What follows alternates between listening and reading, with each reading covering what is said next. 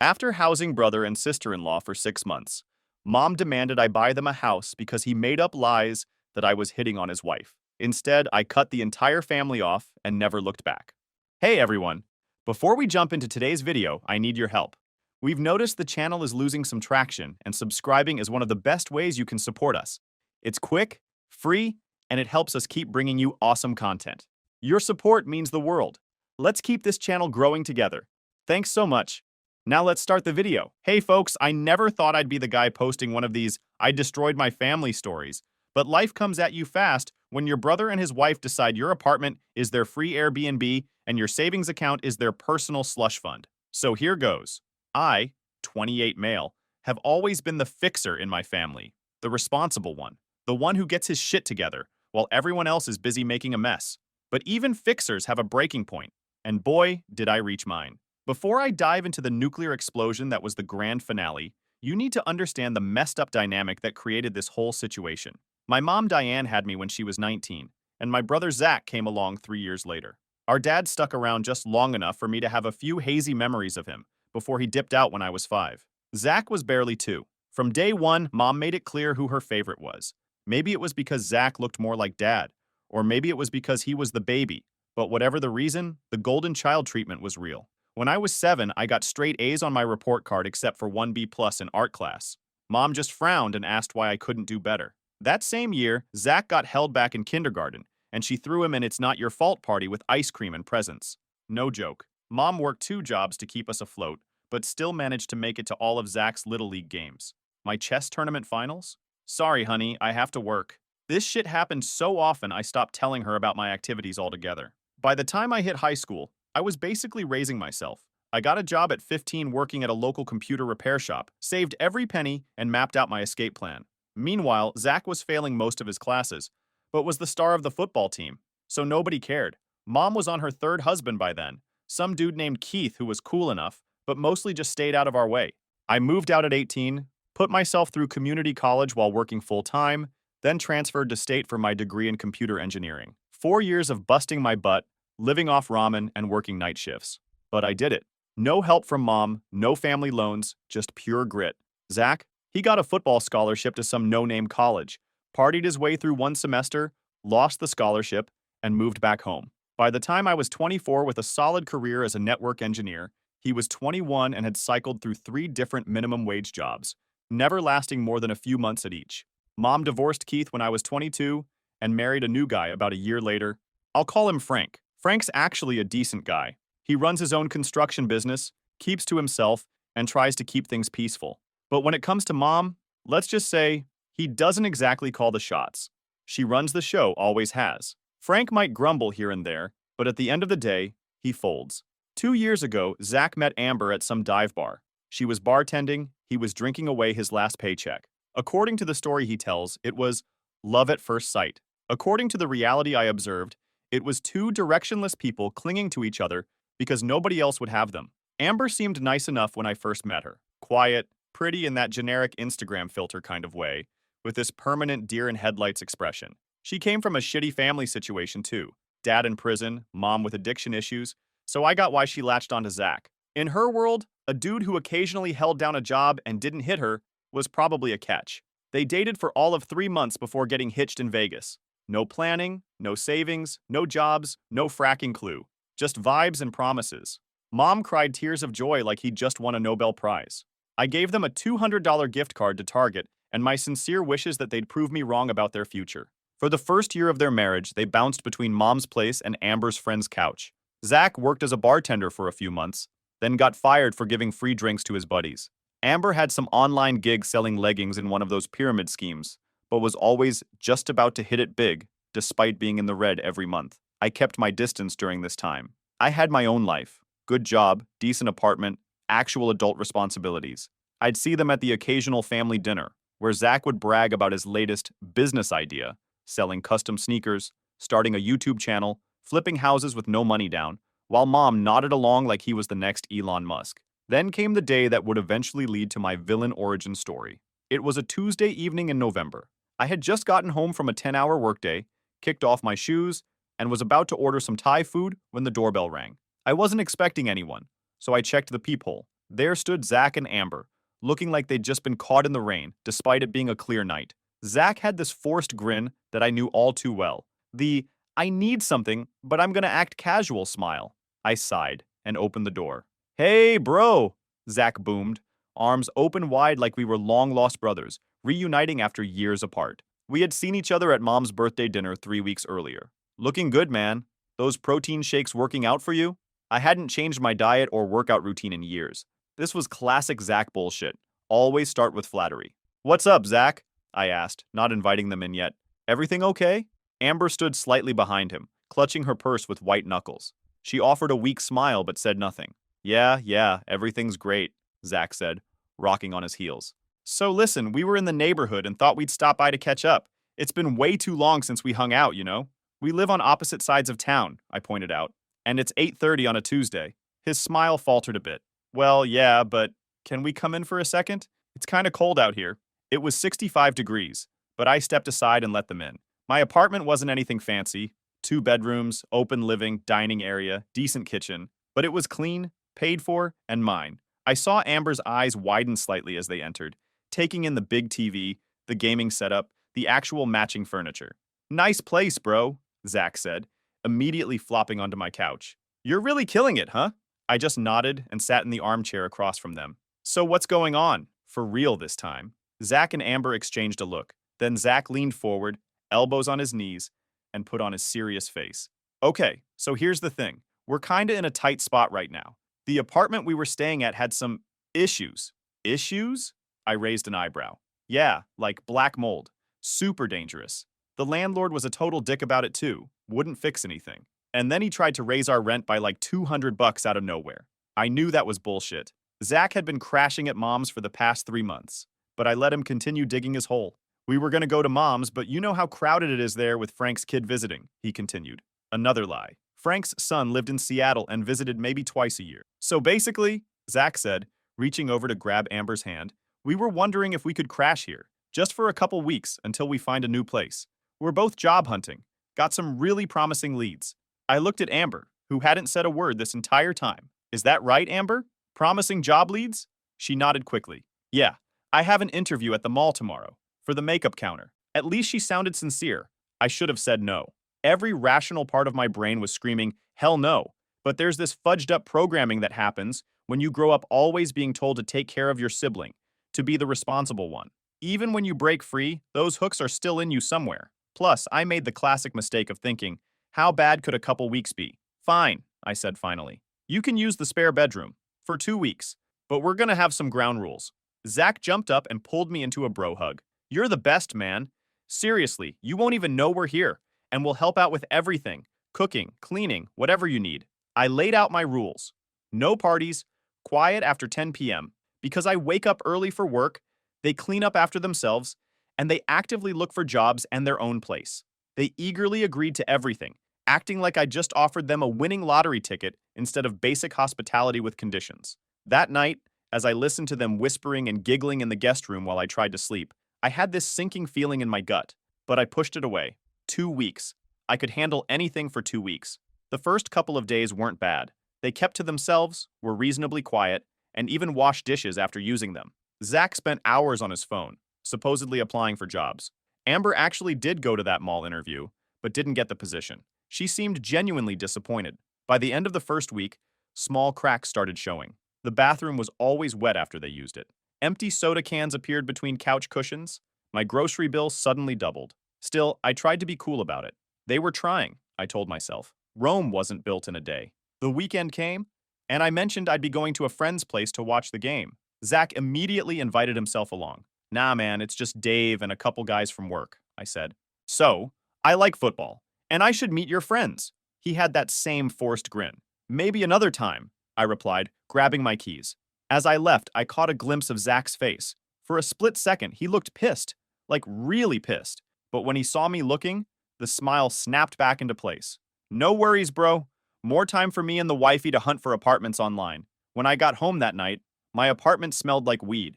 Empty pizza boxes were stacked on the counter, and Zach and Amber were passed out on the couch, Netflix asking if they were still watching. I woke them up and pointed to the mess. Zach had the audacity to look annoyed. Chill, we'll clean it up tomorrow, he mumbled, then stumbled to the guest room with Amber in tow. The mess was still there when I left for work the next morning. 2 weeks came and went, no mention of moving out. When I brought it up, Zach had a new excuse ready. Dude, housing market is insane right now. Everything's either way overpriced or total dumps. But I got a line on this sweet apartment complex, just waiting to hear back. I was skeptical, but gave them another week. That week turned into 2. By the 1 month mark, they had fully settled in. Their crap was everywhere. Shoes by the door, makeup on the bathroom counter, random snacks in every cabinet. My place no longer felt like mine. One night, I came home to find them hosting a small get-together. 5 people I'd never met before, smoking in my living room and eating my snacks. Who are these people? I asked Zach in the kitchen. Just some friends from the old neighborhood, he said casually. Don't worry, they're cool. I don't care if they're the fucking Dalai Lama. Get them out of my apartment. Zach looked surprised. Bro, it's only 9:30. Don't be that guy. I am absolutely that guy. This is my place, and I didn't agree to this. He rolled his eyes but told everyone to leave. As they filed out, one dude gave me the finger behind my back. I saw it in the reflection of the TV screen. After they left, Zach and I had our first real fight. You embarrassed me in front of my friends, he said, pacing the living room. You brought strangers into my home without asking, I countered. And you're eating my snacks that I paid for. Speaking of which, when are you planning to contribute anything to this situation? We're family. You're supposed to help family out when they're down. Down implies you're trying to get up. What exactly have you been doing for the past month? He launched into some bullshit about the economy and how hard it is for people our age. I cut him off. Tomorrow, you're both applying for jobs. Any jobs. McDonald's, Walmart, whatever. I don't care. And you're paying me $400 for rent starting next week. $400? He sputtered. That's robbery. My rent is $1,400, plus utilities. You're getting a steal. He stormed off to the guest room, slamming the door like a teenager. I could hear him ranting to Amber about how selfish I was. The next morning, I found a folded $20 bill on the counter with a note. For the snacks. Sorry about last night. He was trying to buy his way back into my good graces with my own money. Classic Zach move. By week 5, I was starting to lose my mind. They still hadn't found jobs, though Amber had at least applied to a few places. Zach always had an excuse. The online application was glitching. The manager wasn't there when he stopped by. He was waiting for a callback from some connection. Then one day, while I was in the kitchen making coffee when Zach approached, looking sheepish. Hey man, can I borrow your car today? Got an interview across town. I raised my eyebrows. An actual interview? Where?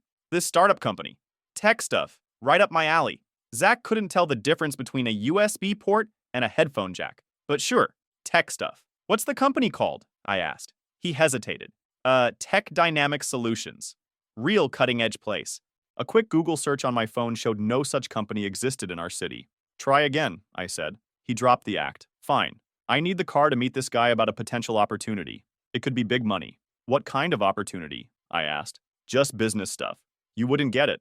Translation. Something shady as fuck that would probably get him arrested. No car, I said firmly. This became a daily battle. They needed my car for job interviews, grocery runs, to visit friends. I always said no, mainly because I needed it for work, but also because I didn't trust them not to wreck it. After a particularly heated argument, where Zach accused me of sabotaging their job search by not providing transportation, I made a decision that I would later deeply regret. I bought them a car. Not a new car, obviously. A used 2008 Honda Civic with 140,000 miles on it. Cost me $3,500. But it was reliable, good on gas, and would get them to these supposed job interviews. When I handed Zach the keys, you'd think I'd given him a Ferrari. He actually jumped up and down. Dude, you're the best! I can't believe you did this! For the first time in weeks, I felt good about helping them. Maybe this was the turning point. With transportation figured out, they could finally get jobs, save money, and move the hell out. They did use the car to go to the mall, visit friends, and take day trips to the beach. Not once did either of them come home and say, "Great news! I got a job." When I checked the mileage after 2 weeks, they'd put over 900 miles on it.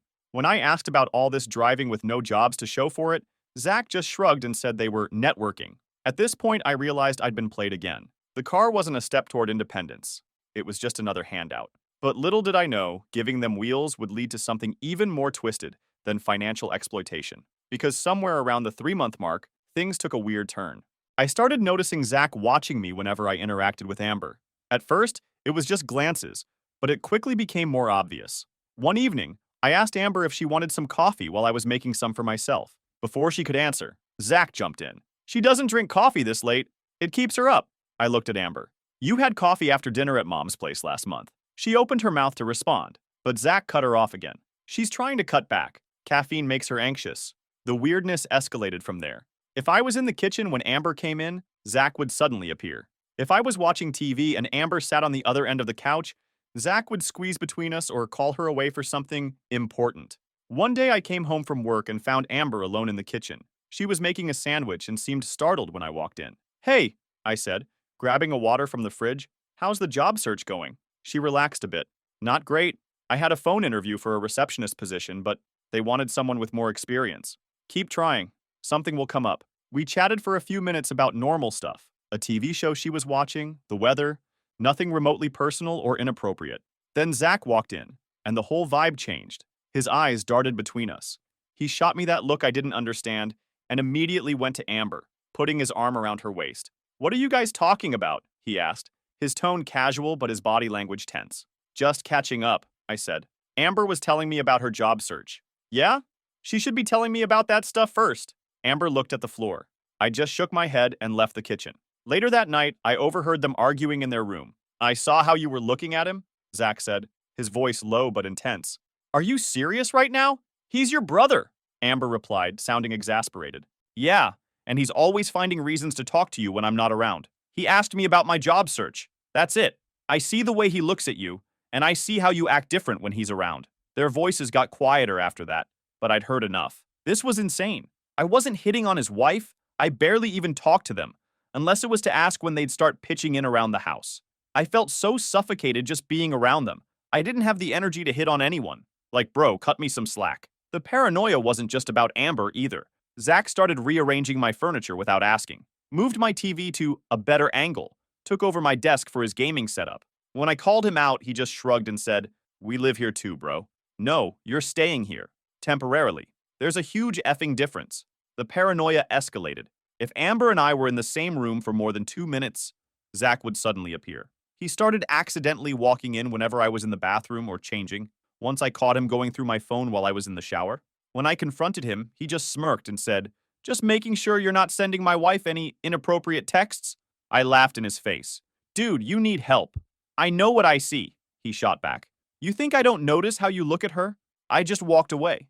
I mean, what can you even say to that level of delusion? Anyways, what really pissed me off is that, by month 5, my savings were being seriously depleted. My monthly expenses had nearly doubled. I was paying for all the rent and utilities, groceries for 3 people, their car insurance, gas for their car. They were always just about to pay me back. Random things they needed, new phone chargers, clothes for interviews, etc. On top of that, my sleep schedule was shit. They stayed up late every night, watching TV loudly or playing video games. If I asked them to keep it down, they'd act like I was being unreasonable. "It's only midnight," Zach would say. "Nobody goes to bed this early. People who have to be at work at 7 a.m. do, asshole."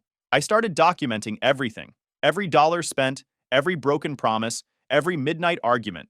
I don't know why exactly. Maybe I needed to prove to myself that I wasn't crazy for being fed up. One night, I walked in to find Zach playing my PS5, the one I'd clearly told him not to touch, and helping himself to stuff I'd been saving. He didn't even flinch when I called him out, just acted like it wasn't a big deal. When I reminded him it was off limits, he looked at me like I was the problem, throwing in a dig about how uptight I was and why I didn't have a girlfriend. That one hit. I had been seeing someone when they first moved in, but she stopped coming around because, in her words, my brother gave her the creeps.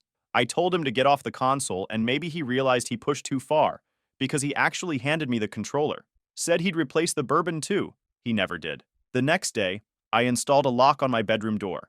Not just to protect my stuff, but because I was starting to feel unsafe in my own home. The way Zach looked at me sometimes, this mix of resentment and suspicion, made me think he was capable of doing something stupid.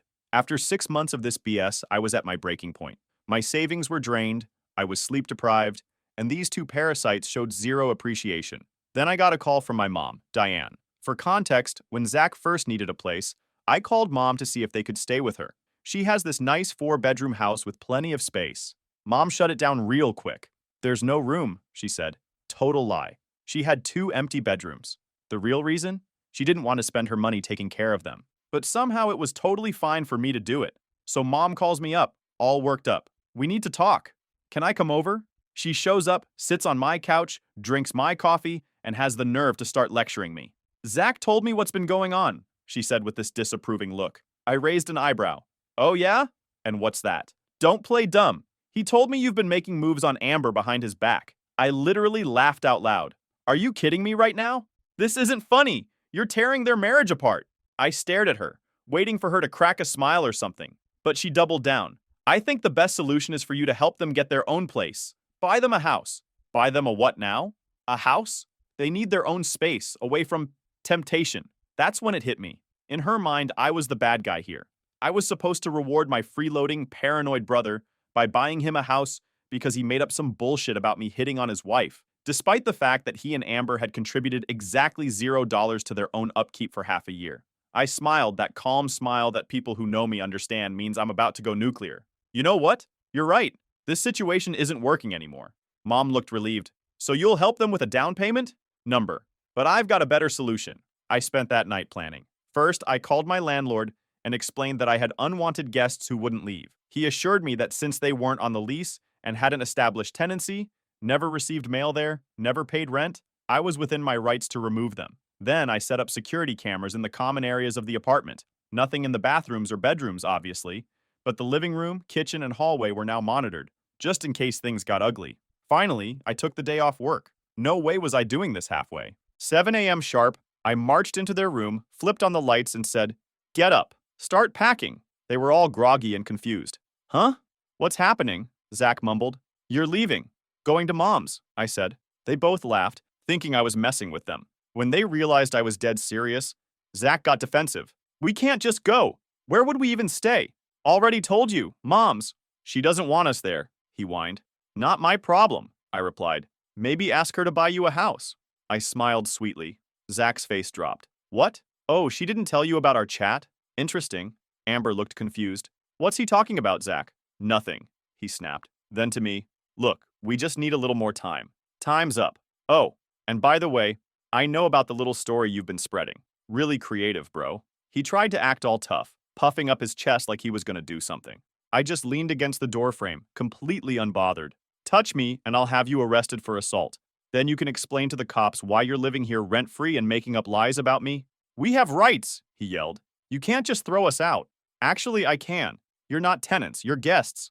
Unwelcome ones at this point. I'll call Mom, he threatened. Please do. Put her on speaker. I'd love to continue our conversation from yesterday. That shut him up. He knew whatever lie he'd told her. The full story would come out if she got involved right now. Amber started crying, which almost made me feel bad. But then I remembered how she'd never once stood up to Zach, never called him out on his bullshit, never contributed anything meaningful to the household. You have until noon, I said. Anything left behind gets donated or trashed. By noon, all their crap was stuffed into the car I bought them, and we drove straight to Mom's place. The whole way there, they sat in the back seat not saying a word. Zach tried one last negotiation as we pulled into Mom's neighborhood. Look, I'm sorry about, the stuff with Amber. I get paranoid sometimes. We can work this out.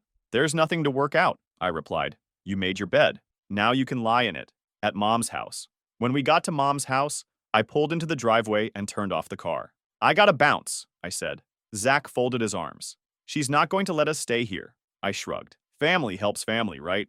Isn't that what you've been saying for the past 6 months while eating my food and accusing me of trying to sleep with your wife? Amber went pale. He said what? I raised my eyebrows. Oh, you didn't know about that either? Man, the communication in your marriage is just chef's kiss. I grabbed their bags from the trunk and placed them by the front door, then rang the bell. Mom opened up, saw the luggage, then looked at me with confusion. What's going on? She asked. I grinned. They need a place to live. You said family should always lend a hand, right? Plus, this way Amber will be safe from my predatory ways. I winked at Mom. Zach and Amber stepped forward, trying to look as pathetic as possible. Mom, can we please? Zach started. No, Mom snapped, cutting him off mid-sentence. He looked shocked. What do you mean no? I mean what I said. You're not moving in here. Amber shifted uncomfortably. Where are we supposed to go? Mom sighed like I was the one causing problems. Travis, take them home. They can't stay here. I laughed. That's not happening. They're not my issue anymore. They're yours. At that point, I was ready for anything, except what actually went down. That's when my stepdad Frank appeared behind Mom. He glanced at the bags, then at her, then over at me. Why can't they stay? He asked. Everyone froze. Mom turned to him, shocked. What? They're your children, he said. We've got the space. Let them move in. Mom looked ready to explode. Frank, you don't get it. I understand perfectly, he interrupted. Travis has been supporting them for 6 months. It's time we do our part. I'd never seen my mother so pissed. She glared at me, then at my brother, then back at Frank. They don't work. They're lazy. They sit around all day and contribute nothing, she hissed. I smirked. That sounds pretty familiar, don't you think? Also, did Zach tell you about his little delusion that I'm trying to steal his wife? Might want to keep an eye on that. Frank raised his eyebrows. What? Zach turned red. He's twisting things. Oh, please, I interrupted. Tell Frank what you told Mom, about how I'm supposedly making moves on Amber.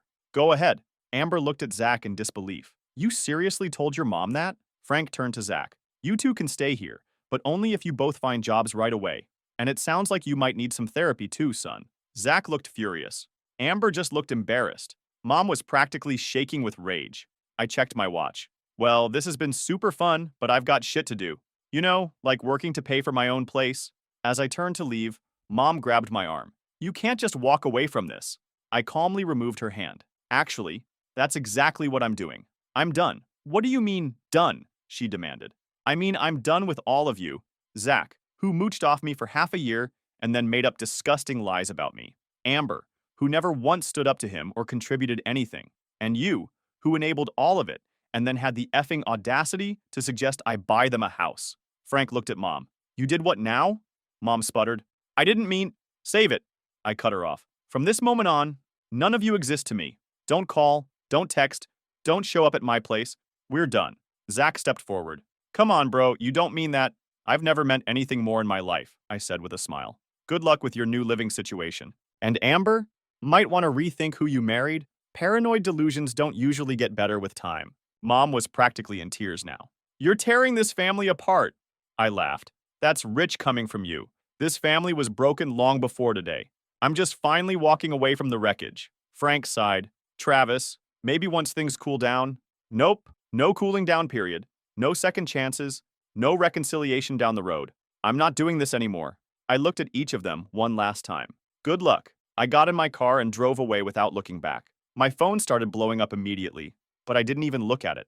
When I got home, I blocked all their numbers and removed them from all my social media. Then I poured myself a drink and sat in the peaceful quiet of my apartment. That night, I finally got some real sleep. No tension, no freeloaders draining my wallet, and no one throwing random accusations my way. Just peace and quiet, finally. I spent the next day deep cleaning my apartment. It was almost therapeutic, washing away every trace of them from my space. I changed the locks, with my landlord's permission, rearranged the furniture back to how I liked it, and ordered myself a fancy dinner to celebrate my newfound freedom. The guest room, now actually a guest room again, got completely overhauled. I turned it into a home office / gaming room, something I'd always wanted but couldn't do while the parasites were occupying it. Every time I walked past that room and saw my stuff in there instead of their chaos, I felt a little surge of satisfaction. Of course, the peace didn't last long. The flying monkeys started arriving within days. And there came the barrage of texts and calls from unknown numbers. Mom and Zach using other people's phones to try to get around my blocks. I blocked those too. Then came the social media messages from distant relatives and high school friends I hadn't talked to in years. Your mom is really worried about you. Dude, Zach says you're having some kind of breakdown. Family is everything. You should try to work things out. These people had no clue what had been going on, but suddenly they were family therapists with opinions on my life choices. I either ignored them or sent back a simple, mind your own business, before blocking them too. The most amusing attempt was when my mom's sister, Aunt Karen, yes, actually named Karen, and yes, she lives up to the name, showed up at my workplace. She tried to corner me in the parking lot with some speech about blood being thicker than water and how I needed to be the bigger person.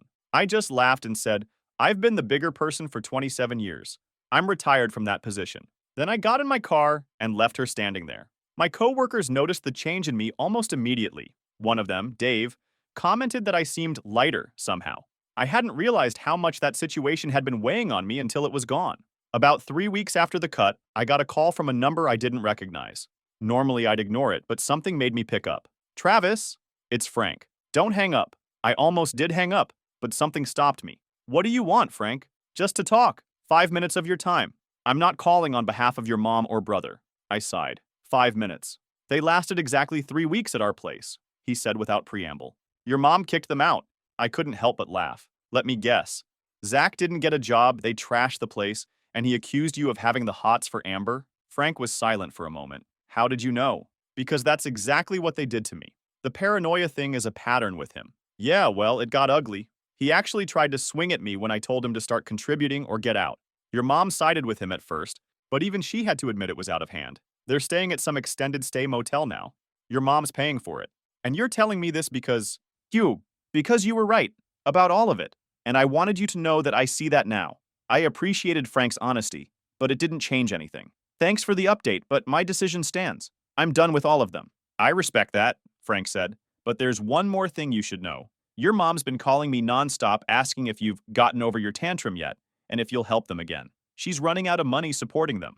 I shook my head even though he couldn't see me. Not my problem. I know. I told her the same thing. Look, I'm not asking you to let them back into your life. God knows I wouldn't in your position. I just thought you deserved to know the full picture. I appreciate that, Frank. You're actually the only decent one in that house.